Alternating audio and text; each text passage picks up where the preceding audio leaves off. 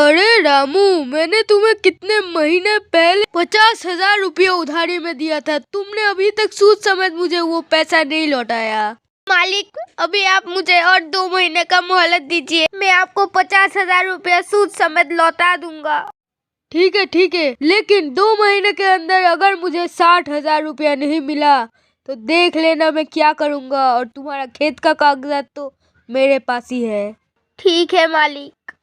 ये है विजय, जो गांव वालों को पैसा देकर उनसे सूद समेत पैसा वापस लेता था। और इसका बहुत उम्र भी हो चुका था, इसीलिए उसकी माँ कहती है, बेटा, अभी तो मैं बूढ़ी हो चुकी हूँ और मुझे भी तो मन करता है बच्चों के साथ खेलने का, पोता पोती के साथ खेलने का। लेकिन तू शादी ही कहाँ कर रहा है?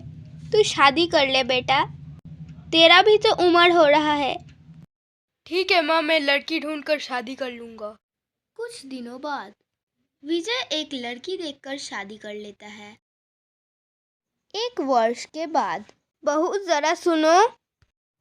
हाँ मम्मी जी, बोलिए। अरे बहू, शादी के तो 1 साल हो गए, पोता पोती का मुंह कब दिखाओगी?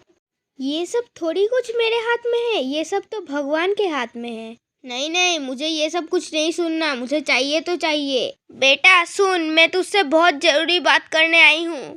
हाँ माँ, बोलिए।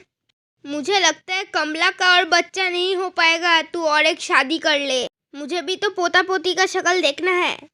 अभी मैं इसमें क्या कर सकता हूँ माँ? ये सब तो ऊपर वाला के हाथ में है।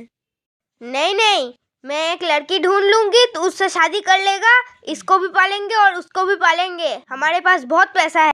ठीक है। ये सारा बात पीछे से कमला सुन रही होती है। मेरा बच्चा नहीं हुआ, इसमें मेरा क्या दोष है? ये सब तो ऊपर वाला के हाथ में है, मैं अपनी सौतन के साथ रहूंगी। फिर विजय मालती नाम की एक लड़की के साथ शादी कर लेता है। 5 महीने बाद, अरे बहू बहू। हाँ माँ जी, बोलिए। शादी के 5 महीने हो गए, अभी तक मुझे खुशखबरी नहीं मिला। हाँ माँ जी, इसमें मैं क्या कर सकती हूँ, सब तो भगवान के हाथ में है। नहीं नहीं, मुझे ये सब कुछ नहीं पता। बुढ़िया दादा बोल रही है। विजय फिर से तीसरा शादी करता है। शादी के तो 6 महीने हो गए, लेकिन अभी तक बच्चा नहीं हुआ। अरे राम, मेरा तो भाग्य फूटा है, तीनों की तीनों बाज निकली।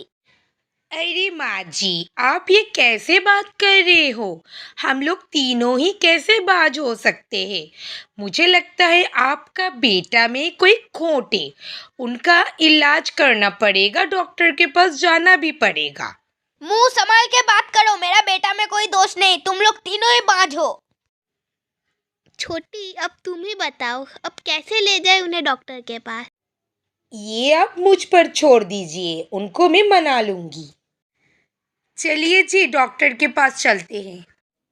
क्यों? यूं ही चलिए ना, आपका तो बहुत सर्दी हो गया। डॉक्टर का इलाज होना बहुत ज़रूरी है, आप तो ऐसे भी इलाज भी नहीं कराते। चलिए चलिए, टाइम वेस्ट मत करिए। कुछ मिनटों के बाद, डॉक्टर साहब, आप मुझे बताइए, मेरा पति का रिपोर्ट क्या आया?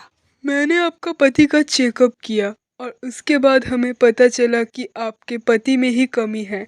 आप तीनों एकदम ठीक है। हाय राम, तो फिर हम तीनों ही कभी माँ नहीं बन पाएंगे। इसका कोई इलाज नहीं है डॉक्टर साहब? जी ऐसा कोई बात नहीं है, मैं आपके पति को एक दवाई लिख देता हूँ।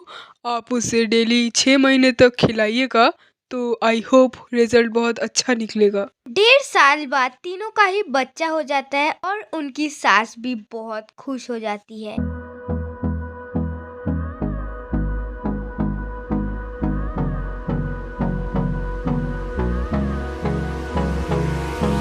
Hold me close till I get up. Time is barely